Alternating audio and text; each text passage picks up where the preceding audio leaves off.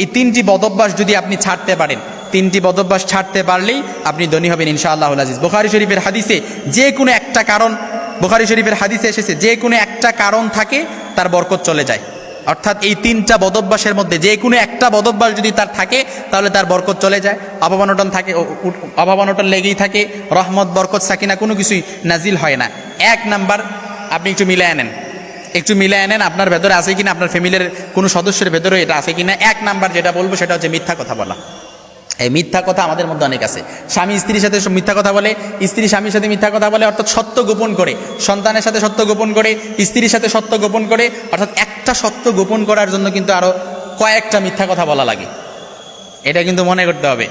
এই জন্য মিথ্যা কথা কখনো বলা যাবে না। আল কিযবু উম্মুজ যুনুব, মিথ্যা হচ্ছে সকল পাপের মূল।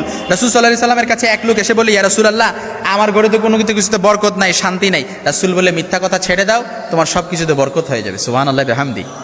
অর্থাৎ মিথ্যা কথা ছেড়ে দেন, সব কিছুতে বরকত চলে আসবে ইনশাআল্লাহ। আল্লাহ রাসূল সাল্লাল্লাহু আলাইহি সাল্লামের কাছে এক সাহাবী এসে বলে, ইয়া রাসূলুল্লাহ, আমার তো কোনো কিছুতে বরকত হয় না।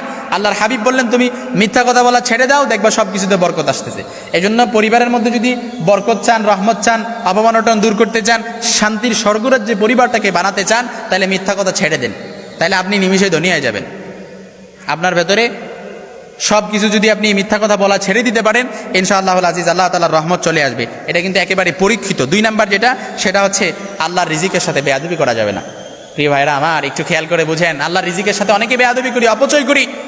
লাইন শাকারতুম লাযীদান্নাকুম ওয়া লাইন কাফারতুম ইন্না আযাবি লাশাদীদ।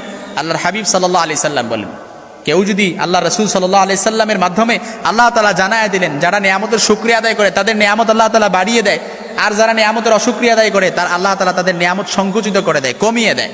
এজন্য আমাদের চাই চাই স্বভাব।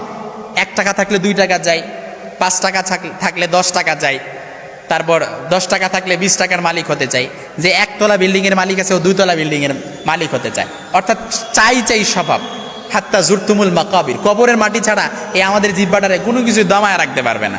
এজন্য চাই চাই স্বভাব বাদ দিয়ে আমাদের চিন্তা করতে হবে, একটু শুকরিয়া আদায় করতে হবে। লাইন শাকারতুম লাযীদান্নাকুম ওয়া লাইন কাফারতুম ইন্না আযাবি লাশাদীদ। এজন্য আমরা যদি শুকরিয়া আদায় করি, অপচয় না করি, আল্লাহ রাসূল সাল্লাল্লাহু আলাইহি সাল্লাম এবং আল্লাহ তাআলা বলেন যে যার মধ্যে অপচয় আছে তার মধ্যে কোনো বরকত থাকে না, কোনো রহমত থাকে না, এবং সে কখনো টাকা পয়সা ওগুলোর মধ্যে বরকত থাকবে না। আপনি টাকা পয়সা ইনকাম করতেছেন কিন্তু বরকত নাই, কারণ আপনি অপচয় করতেছেন।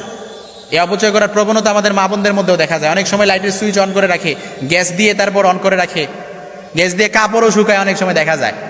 সাবধান, এই অপচয় করার মন মানসিকতা দূর করতে হবে। তারপর আল্লাহ রাসূল সাল্লাল্লাহু আলাইহি সাল্লাম খুব চমৎকারভাবে বলেছেন, 3 নাম্বার যে ব্যাড কোয়ালিটি, সেটা হচ্ছে আমাদেরকে নামাজে অবহেলা করা যাবে না। এই নামাজে অবহেলা আমাদের মধ্যে অনেকের আছে।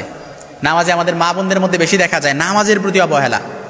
ফাওয়াইলুল লিল মুসাল্লিন আল্লাযীনা হুম আন সালাতিহিম সাহুন আল্লাযীনা হুম ইউরাউন ওয়া ইয়ামনাউনাল মাউন।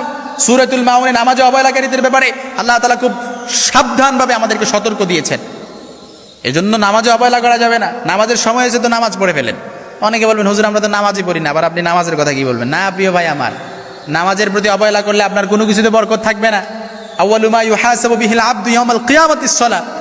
কিয়ামতের ময়দানে সর্বপ্রথম নামাজের হিসাব হবে। এজন্য নামাজের প্রতি অবহেলা করা যাবে না।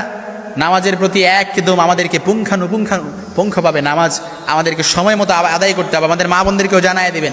তারা অনেক সময় দেখা যায় কাজের ফাঁকে কখন যে নামাজের সময় চলে যায় তারা এটা টেরও পায় না। এই জন্য আমরা যদি আমাদের ফ্যামিলির মধ্যে বরকত আনতে চাই, রহমত আনতে চাই, এই 3টি বদভ্যাস আমাদেরকে ছেড়ে দিতে হবে। মিথ্যা কথা বলা ছেড়ে দিতে হবে, অপচয় করা ছেড়ে দিতে হবে, আল্লাহর নিয়ামতের সাথে বেয়াদবি করা যাবে না, সর্বশেষ যেটা নামাজের প্রতি অবহেলা করা যাবে না। এই 3টা বদভ্যাস যদি ছাড়তে পারি, ইনশাআল্লাহ আপনি ধনী হয়ে যাবে।